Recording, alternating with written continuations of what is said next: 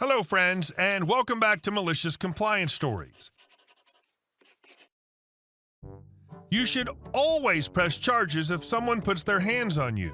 They will put their hands on someone else, and given their disregard for your safety, they could seriously injure the next poor soul they put their hands on.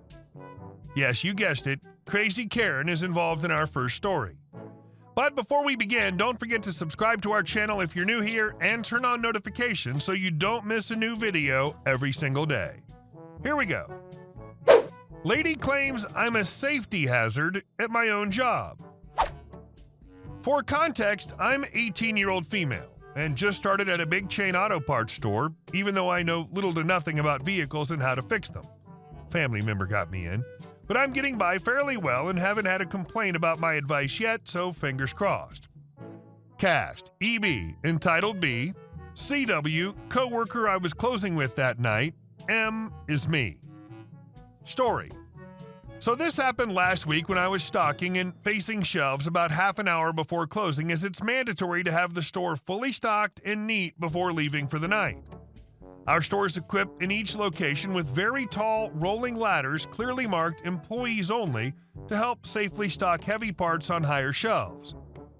It was late, so there was barely anyone in the store, so I was stocking the top shelves where we keep our car wash supplies when I noticed this lady dressed in high-end business clothes, something you don't see here very often, keep staring at me. I finally ask her if there's anything I can help her find, and the following conversation ensues. EB. Young lady, you know those ladders are for employees only, right? I was a bit confused because I was literally stocking shelves and had the employee uniform on with my name stitched on it. Company policy. M. Yes, ma'am, I work here. I just started a few weeks ago. I point to the logo on my work shirt. EB, looking me up and down. Aren't you a little young to be working here? I thought they didn't hire until 18. M. I am 18. My birthday was in January, and I just started here. EB. Bull crap! You get down from there right now before I get you kicked out for lying and playing on store equipment. Startled, I tell her, no, I work here, I'm doing my job, and attempt to go back to stocking the shelves when she grabs my ankle and tries to pull me off a 6-foot ladder. Keep in mind, these ladders are as old as the store and aren't the most sturdy, so I grip the handles and pray it doesn't fall over while I yell at her to leave me alone. EB. No, you shouldn't be up there. You could get hurt. Ironic, I know. At this point, my coworker hears the commotion and comes out of the back to see what's going on. She walks around a corner to see me shaking my leg, trying to get out of her death grip before the ladder falls over, and trying not to cry or pee myself as I'm terribly afraid of heights. CW. Ma'am, what are you doing? Stop, she could fall. EB. She shouldn't even be up there. She doesn't work here. While she was distracted, I quickly shake my ankle out of her death grip and speed down the ladder and over to my coworker. EB. I demand she be banned from this store for being disruptive and a safety hazard. CW. Ma'am, she works here. We just hired her 2 weeks ago. EB. Then prove it. Show me her schedule and her ID now. Me. First of all, I'm not showing you my schedule so you can come here and harass me. Secondly, I'm not showing you my ID. I don't have anything to prove to you. Please leave the store before I call the police. EB. Oh, I'll gladly call the police. She pulls out her phone and dials 911.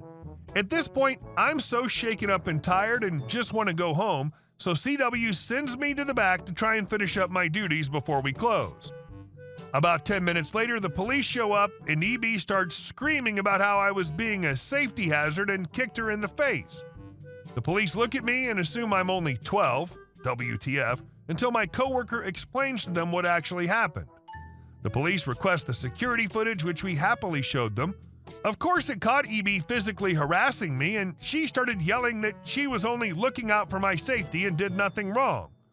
Obviously, the cops didn't buy it and told her that if she was truly concerned for my safety, she should have taken it up with the manager on duty instead of physically harassing an employee. They escorted her out, where she continued screaming. I told them I did not want to press charges since she probably didn't live near here anyways.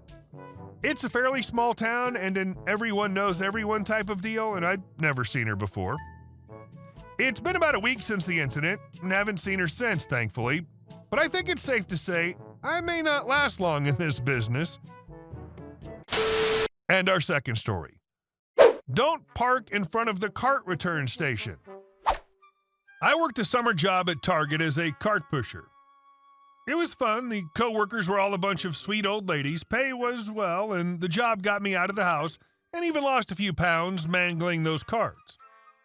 We all know customers suck sometimes, so cart pushing, I didn't think I'd have any bad experiences. I was wrong. So background, this cart station took up one parking spot and was on a hill, so it moved back over time, but still would be obvious even if your car could fit, don't park there. But it was near the front of the school, which was a problem. It was a crisp summer morning, going out for my cart run and return some runaway carts. Carts not in the cart return station that some jerk just left in the parking lot. EM parks her car in front of the station. Sadly, I didn't see her parking or I would have asked her to move. People were trying to return their carts to it, but seeing as she blocked it, they kind of piled up around her car, covering her doors and such. I wasn't going to do anything about it. Big fat not my problem. Figured she'd learn her lesson. So I continued to move around the lot, taking carts inside the store, waiting for the EM to return to her car, so I kept an eye out. Once she returned, she was on her phone, drinking a Diet Coke. Typical. EM visibly pissed. She took the carts around her car and pushed them downhill, almost hitting 3 other cars. I was able to stop one from hitting a car, and the others just went till they hit the brick wall, so whatever. I walked up to her and told her that she could have damaged someone's car and to not do that again. EM. Hold on, I'll have to call you back. EM. Did you do this? You could have just called me from the store and I would have moved my car. Me. No, I didn't do that. But I'm assuming what happened was people tried to put their carts back, but your car was blocking the station. EM. No, it wasn't. There's plenty of room. I didn't say anything, but looked at the station 1 inch away from her car, a bit confused. Me. No, ma'am, I did not put those carts there. Tried to just get her to leave as I didn't want to start too big of a scene. EM. Where is your manager? You're so going to get fired for this. Typical soccer mom demanding manager, so I radio my manager but tell her. Me pointing to the security cameras. I know I'm not going to get fired, but they will see a middle-aged mom overreacting. OF is she pissed. EM throws her Diet Coke can at me saying, yeah, well, pick that up. I don't clean the parking lot, ma'am. Just like drinking Diet Coke doesn't make you lose any weight. She drives off pissed. I feel pretty proud of myself. Never got fired. Also, never saw a soccer mom at that store again. Manager saw the tape, no audio, LMAO, and just saw me acting calm and her freaking out. And our last story. Maintenance guy at senior living center gets revenge on satellite TV companies. Over 200 plus residents emerge victorious. I'm the maintenance director at an independent senior living center. It's pretty much an apartment complex in which you have to be a senior citizen to reside. We provide 3 meals a day, housekeeping, activities, a bus for transportation, and several other amenities to increase the quality of life, because more times than not, they'll spend the final years of their life here.